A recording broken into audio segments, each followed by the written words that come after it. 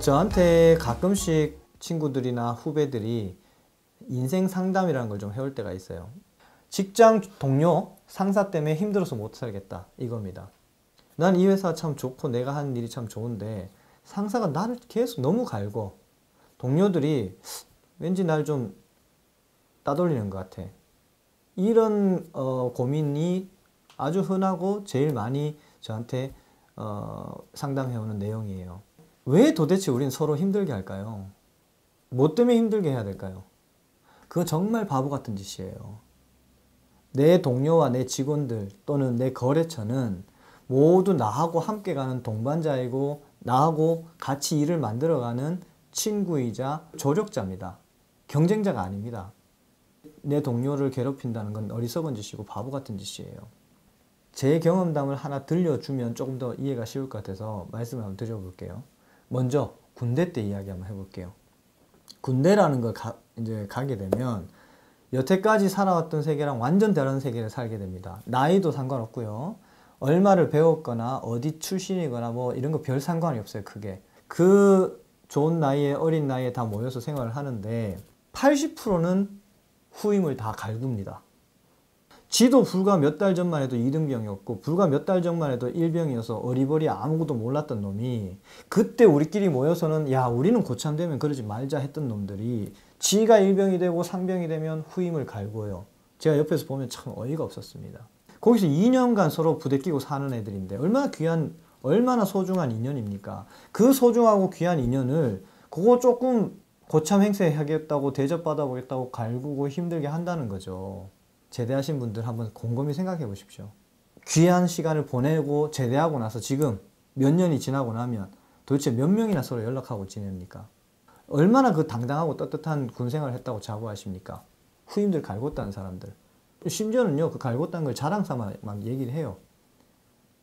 애들이 꼼짝 못했어, 나한테. 좀 부끄럽지 않습니까? 저는 군대에 있을 때 군교육 때 2번 갔고요. 영창을 1번 갔어요. 자랑이 아닙니다. 그 왜 갔냐? 고참한테 개기고 후임한테 잘해주다 갔습니다. 이 방송 아마 우리 군대 후임들도 볼 건데 말씀드릴 수 있어요. 저는 어땠냐면요. 쓸데없는 걸로 후임들 괴롭히는 사람들을 고참 취급 안 했어요. 그러다 보니까 고참들한테는 미운털이 박혔죠. 그런데 후임들은 또 좀 좋아하겠죠. 불침번을 서면 제가 이제 그때 뭐 병장 좀 달았을 때인데 이제 제가 4시에서 5시 서고 후임을 깨워서 6시까지 서게 됐기 때문에 이제 후임을 깨우러 갔더니 너무 곤히 자고 있는 모습이 좀 안쓰럽기도 하고 또 최근에 고생한 그것도 있고 해서 그냥 안 깨웠어요. 안 깨우고 내가 아침 6시까지 1시간을 더 선 거예요.